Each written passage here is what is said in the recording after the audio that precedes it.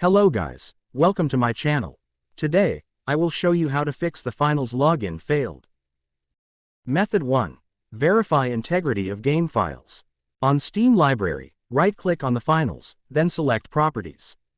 Go to Installed Files. Click on Verify integrity of game files. Once done, try relaunching the finals and see if the login failed error is resolved.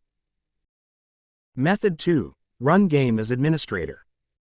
To do that, go to Steam Library, then right-click on the finals. Go to Manage. Select Browse Local Files. Now, inside the newly opened folder, select Discovery, then right-click on it.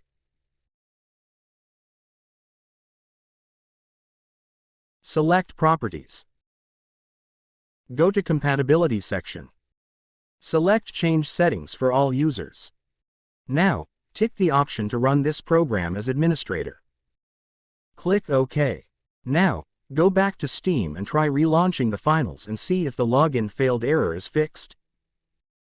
Finally, if the problem persists, make sure you turn off third-party antivirus software before launching the game. And reinstalling the game will be the last method you can do for now. That's it guys. Hope this is helpful. If you have any further questions, please feel free to get in touch or leave a comment. Thanks.